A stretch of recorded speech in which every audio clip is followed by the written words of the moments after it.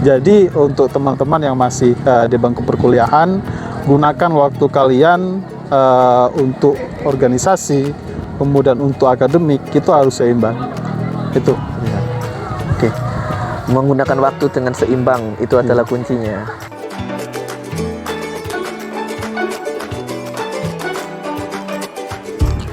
Kembali lagi di podcast catatan kuliah, teman-teman. Dengan tema kali ini kan tentang sandiwara kehidupan sarjana. Oke. Kali ini konten ini kedatangan tamu yang menurut saya cukup spesial dengan track recordnya selama di dunia perkuliahan. Tamu saya bernama Mas Eko Husaini. Selamat datang Mas Eko. Selamat. Mas Eko itu kakak tingkat saya di selama saya di kampus Trunojoyo. Mas Eko angkatan 15 ya? 14. 14. Nah, okay. Mungkin bisa disapa dulu Mas, teman-teman. Hai semuanya para subscriber catatan kuliah, semoga sehat selalu. Semoga apa yang diinginkan dan cita-citakan semoga tercapai dengan usaha dan doa. Semoga juga kedepannya itu ada perbaikan dari setiap kesalahan yang pernah dilakukan di masa lalu. Amin, amin. Sangat nice sekali, menjadi pengingat buat kita teman-teman. Oke, podcast kali ini Mas, kita sedikit flashback di dunia perkuliahannya Mas Eko. Kita bahas tentang entah perkuliahan nanti mengalir, bahkan bisa nanti organisasi maupun dilepas kuliah, seperti itu. Mas Eko ini jurusan kelautan. Nah, pertama kali alasan untuk memilih kelautan apa? Pertama karena memang saya berasal dari kampung ya, dari Pulau Madura di Sumeneb. Di salah satu pulau yang ada di Sumeneb yaitu Talango, itu pun masih di pelosok. Jadi kayak signal itu memang belum ada di situ. Jadi untuk akses informasi itu belum begitu banyak yang dapat saya akses waktu itu, sehingga memang kenapa saya pilih kelautan. Awalnya itu tujuan saya pilih kelautan bukan untuk kerja, tapi memperbaiki lingkungan yang sudah rusak, karena memang penyebabnya itu dari manusianya, sehingga entah dari alat tangkap yang merusak lingkungan. Sehingga imajinasi saya waktu itu, saya berpikir kalau misalkan saya menuntut ilmu atau mencari ilmu yang lebih untuk memperbaiki lingkungan di sekitar saya, mungkin itu lebih bermanfaat daripada saya harus bekerja untuk orang lain. Itu yang pertama kali ada di benak saya sih. Berarti sesuai dengan tujuannya mahasiswa, bahwasanya negara akan membentuk adanya kampus untuk kembali ke memajukan negara juga. Betul. Seperti itu. Oke. Dengan alasan tersebut, terus tadi Mas Eko juga bilang kalau di sana sulit informasi. Bagaimana caranya bisa tahu bahwasanya ada kampus besar di Madura sampai Mas Eko bisa masuk situ? Oke. Awalnya jujur saya nggak pernah tahu tentang UTM. Begitupun tentang jurusan kelautan. Kalau di UTM itu ada jurusan kelautan. Cuman saya itu waktu itu aktif nanya ke guru-guru yang sekiranya cocok dengan passion saya. Kemudian saya juga tertarik untuk bisa daftar waktu itu di SNMPTN ya. Ya, SNMPTN. Sehingga ada beberapa referensi jurusan, kemudian salah satunya itu kelautan. Termasuk juga guru saya pernah bilang kalau di UTN juga ada sosiologi. Nah, cuman kalau sesuai dengan latar belakang saya, background saya memang anak pesisir, ya saya tertarik untuk mendaftar sebagai mahasiswa ilmu kelautan di UTN waktu itu. Oke. Kita santai sambil minum Mas, minum saya. Oh iya. Saya sempat grogi teman-teman.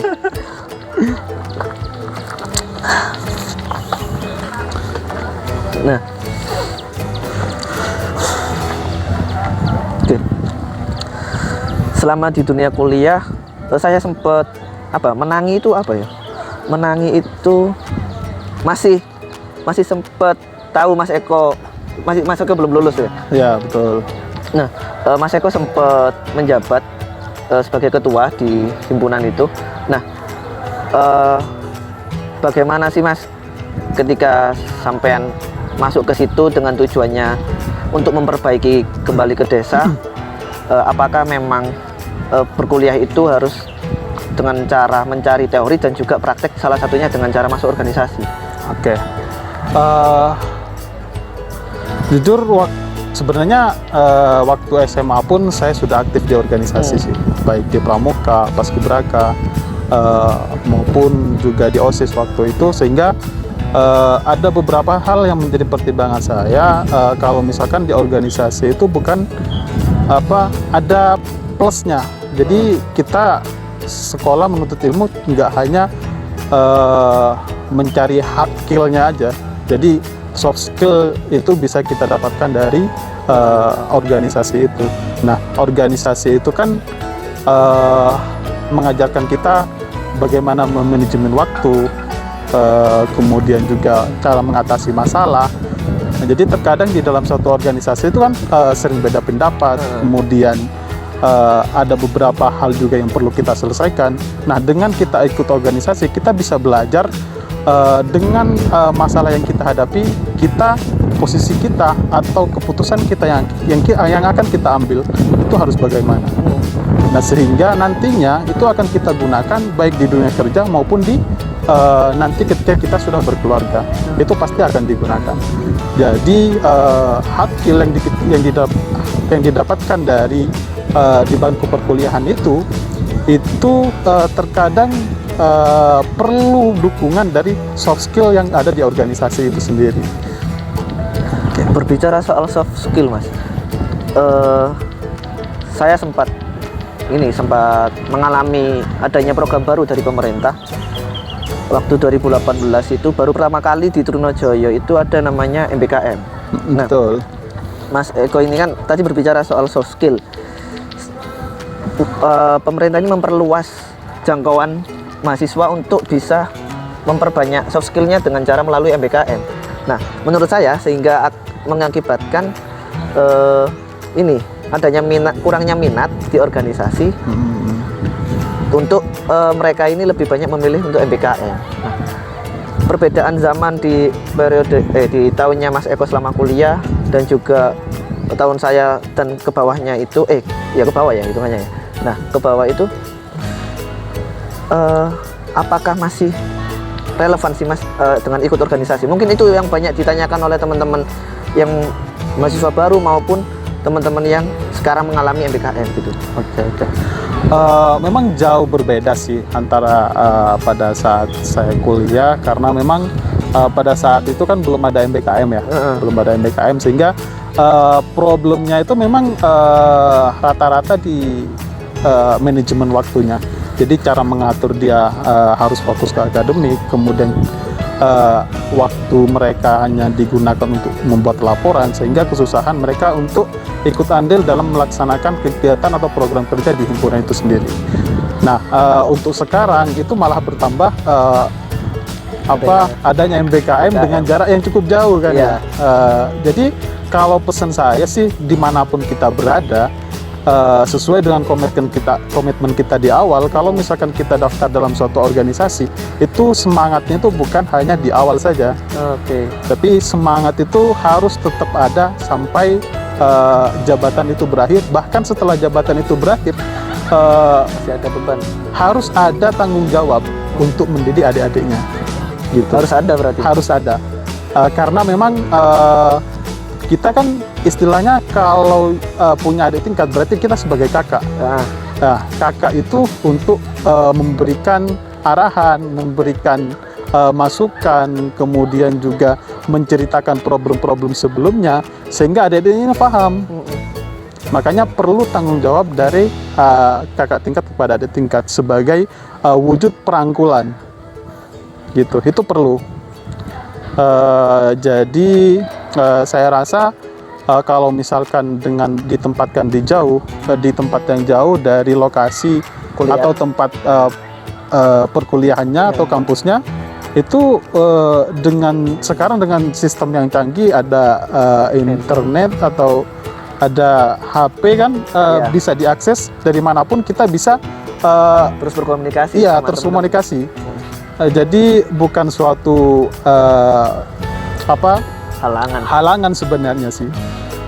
Kita bisa berproses, kita bisa memberikan arahan, kita bisa merangkul adik-adik kita dimanapun kita berada.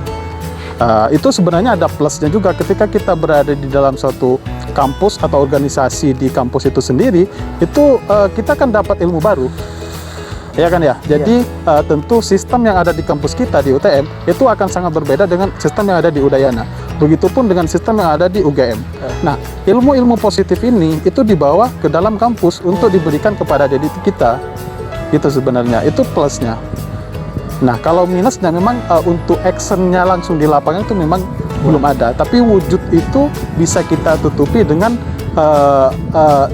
dengan bantuan ya kayak HP ataupun internet atau email atau yang lainnya, itu bisa kita tutupi dengan itu. Oke. Cuman kendalanya saya seperti ini, Mas. Mereka lebih berpikir, teman-teman yang masih mahasiswa itu berpikirnya tentang benefit yang didapatkan. Banyak mana sih benefit yang didapatkan dari organisasi, atau saya harus mengikuti MBKM dengan banyak program yang disediakan oleh Kemendikbud. Nah, di situ teman-teman kebanyakan memilih untuk MBKM saja karena rentan waktu yang 6 bulan dan tanpa masuk kuliah, dia berkecimpung di dunia luar. Terus juga ada yang benefit sampai mendapatkan gaji seperti itu. Nah, mungkin itu sebagai mereka berpikirnya lebih milih ini aja lah, benefitnya lebih jelas gitu. Sedangkan nah, kita kan berpikir organisasi itu untuk melatih soft skill atau mendapatkan soft skill untuk nanti ketika di dunia kerja seperti itu. Akhirnya benefitnya nggak wujud secara langsung seperti itu. Sebenarnya dalam organisasi itu kan melatih leadership ya. Jadi jiwa kepemimpinan itu bisa kita latih di organisasi. Nah, ketika kita bicara benefit yang kita utamakan, tentu pasti MBKM, yang apalagi MBKM industri ya, itu pasti lebih menjanjikan daripada kita ikut organisasi, itu pasti. Tapi kalau kita lihat satu arah saja, tapi sebenarnya kalau kita mau berkembang, itu sumber dari sebuah ilmu itu atau pengalaman itu bukan hanya dicari dalam satu sumber saja yang hanya menguntungkan untuk diri kita sendiri. Tapi kalau kita di organisasi itu memang kita nggak ada benefit di sistem kayak gaji ya. Tapi ada banyak hal yang perlu kita pertimbangkan. Kalau soft skill itu memang nggak bernilai secara angka, tapi secara ilmu itu sebenarnya tertanam secara tidak langsung di dalam diri kita sebenarnya. Makanya dengan rasa ikhlas, dengan rasa tanggung jawab di dalam diri kita itu sebenarnya sudah tertanam ketika kita ikut andil dalam sebuah organisasi. Itu pasti akan kita gunakan ketika kita di dunia kerja maupun ketika di kehidupan di lingkungan ketika kita sudah kembali ke asal kita berada. Itu makanya untuk organisasi memang itu sangat penting kita ikuti. Begitupun kalau misalkan MBKM itu perlu kita lakukan, itu memang perlu kita lakukan, tetapi kita harus bisa membagi waktu, belajar leadership. Jadi seorang leader itu mampu kapan dia waktunya istirahat, kapan waktunya fokus untuk MBKM, kapan waktunya fokus untuk organisasinya. Yang saya katakan tadi, ketika mendaftar di dalam suatu organisasi, itu komitmen itu harus kita pegang teguh dari awal sampai akhir. Bagaimanapun keadaannya, bagaimanapun kondisinya, itu tetap harus kita pegang. Gitu. Jadi mengesampingkan benefit, karena kalau organisasi itu jangka panjang. Jadi bukan hanya tentang materi secara angka, tapi nanti wujud materinya itu lebih besar dari angka yang kita bayangkan. Karena ke depan saya meyakini itu nilai, kemudian pokoknya kalau misalkan nilai itu akan hanya sekedar angka nantinya. Yang pasti dibutuhkan di suatu perusahaan itu adalah skillnya, kemampuannya, kemampuan dia cara mengatasi masalah, kemampuan dia cara merekrut seseorang, kemampuan dia cara berkomunikasi dengan seseorang. Itu yang akan kita dapatkan nanti di suatu organisasi. Oke. Itu. Oke, saya mencoba untuk menjadi orang yang kontra ya dengan organisasi. Saya menjadi pro MBKM. Gini Mas, Tapi bukan berarti MBKM itu nggak baik. Nggak baik, ya. Oke. Jadi kalau bisa kita sama-sama jalan. Seimbang. Jalan. Jadi walaupun kita sedang menjalani MBKM, kita harus tetap juga jalan. organisasi jalan. Tanggung jawab. Gitu. Yang mungkin dikeluhkan teman-teman itu juga seperti ini. Organisasi sekarang itu template. Hanya yang bilang gitu. Nah, mungkin saya sebenarnya sepakat dengan yang dibicarakan Mas Eko tadi. Cuman saya di sini sebagai sisi kontra juga, sebagai kontra organisasi, mencoba. Teman-teman itu bilang organisasi sekarang itu template. Template ini dalam artian program kerja yang dijalankan teman-teman organisasi, kebanyakan organisasi bukan berarti organisasi itu jelek ya. Nah, di situ mereka bilangnya hanya mengikuti tahun-tahun sebelumnya. Oke. Lah, bagaimana sih caranya kita memandang sebuah organisasi, dan untuk pelaku yang ada di dalam organisasi itu bagaimana juga caranya supaya kita bisa terus beradaptasi dan berinovasi dengan keadaan ataupun sesuai zamannya, seperti itu. Oke. Nah, sebenarnya kita perlu paham dulu sih. Program kerja itu sebenarnya kita peroleh dari mana dulu. Nah, yang perlu kita pahami, program kerja itu terjemahan dari visi misi dari seorang ketum. Jadi kita perlu tahu dulu, ketum ini memahami nggak tentang visi misinya. Ya.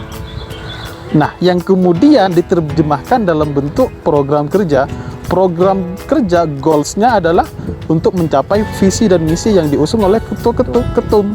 Nah, visi misi ini acuannya kepada apa? Kepada tujuan dari suatu organisasi yang tidak menyimpang dari ADART atau peraturan umum dan khusus suatu organisasi tersebut.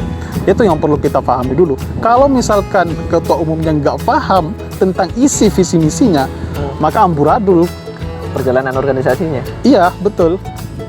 Akan amburadul atau akan banyak program kerja yang nggak jalan karena ketua umumnya aja nggak ngerti, apalagi departemen ataupun anggota departemennya. Itu yang perlu kita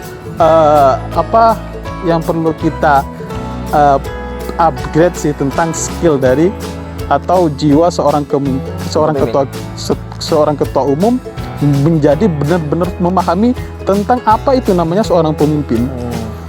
Gitu yang perlu kita perbaiki sebenarnya. Oke.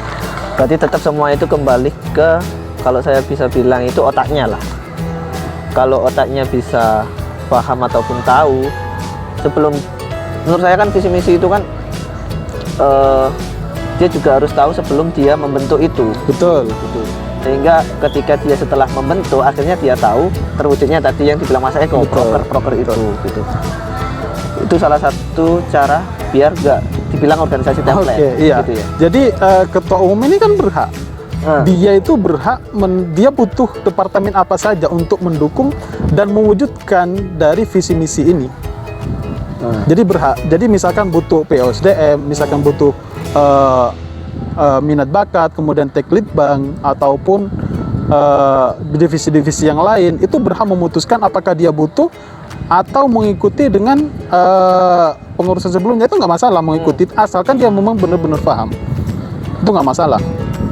Tapi yang perlu juga dipahami oleh anggota-anggotanya itu, kalau misalkan program kerjanya itu sama, itu nggak masalah, akan tetapi diimbangi dengan pengetahuan dari ketum ini. Dia paham loh organisasi mau di kemana. Mungkin kenapa dia memakai program kerja yang sama, mungkin ada kekurangan dari sebelumnya, sehingga dengan kepengurusan sekarang akan diperbaiki. Mungkin seperti itu, sehingga dia ingin memperbaiki dulu, baru akan melangkah ke depan. Intinya sebenarnya di organisasi ini nggak hanya berjalan di tempat, tapi semakin tahun semakin harus meningkat. Jadi kita akan berjalan ke depan, bukan berjalan di tempat, bukan berjalan mundur, akan tetapi melangkah ke depan. Apapun rintangannya, tapi kalau kita bersama-sama, rintangan itu nggak ada. Nice. Oke. Cukup menjabarkan. Oke. Jadi organisasi itu kan sebenarnya minat bakat ya, hobi. Jadi menyalurkan hobi. Jadi misalkan salah satu anggota dari organisasi itu mau daftar menjadi kepengurus, dia hobinya di mana gitu. Sehingga ketika dia sudah masuk ke hobinya, dia harus menyalurkan di situ. Makanya organisasi konsepnya harus seperti itu. Dengan hobi dia harus disalurkan di departemen itu. Sehingga ada rasa menikmati ketika kita menjalankan suatu organisasi, bukan menjadi sebuah beban. Itu sebenarnya. Kalau kita menjalankan organisasi hanya sebagai beban, yang nggak akan kita dapatkan apa-apa.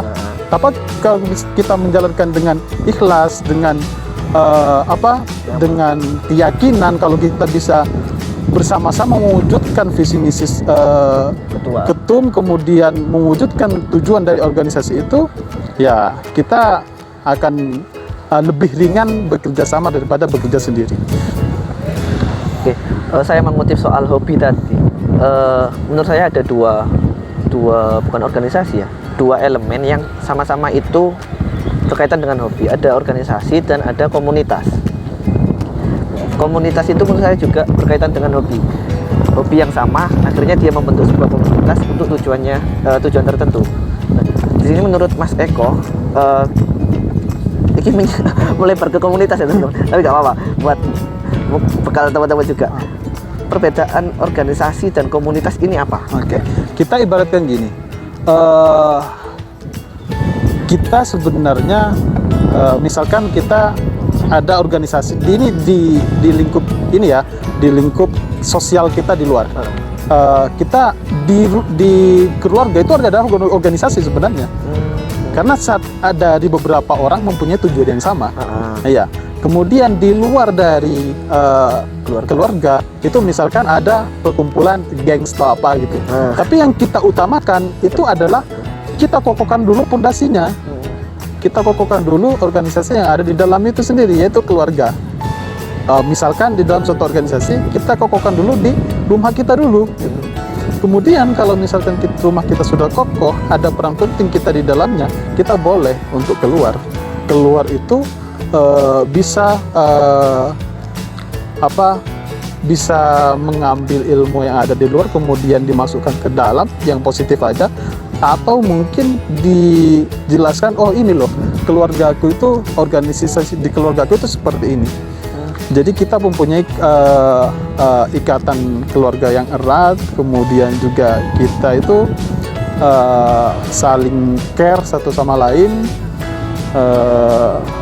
Kemudian dengan latar belakang ini, saya masuk di dalam organisasi atau komunitas ini, saya juga ingin menambah wawasan sebenarnya.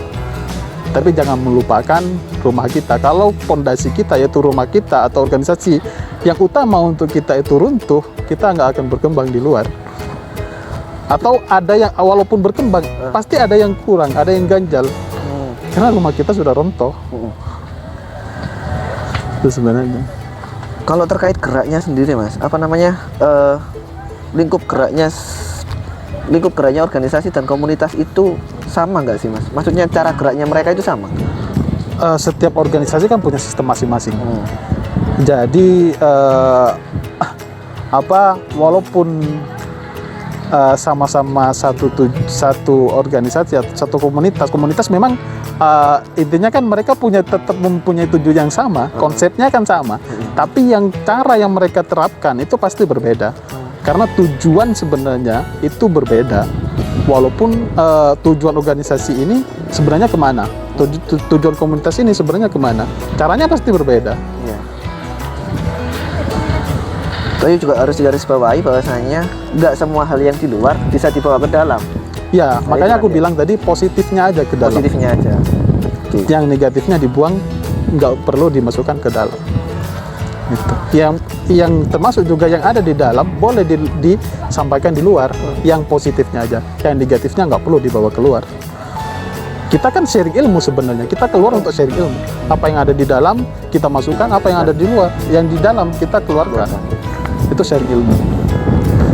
Ini pertanyaan terakhir, Mas.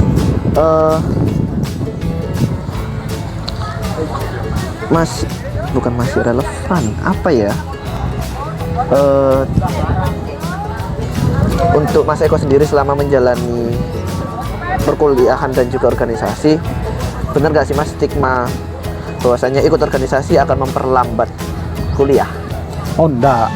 Enggak ya? Itu ya konsepnya kayak tadi lagi, manajemen waktu. Kembali Jadi ke kalau aku sendiri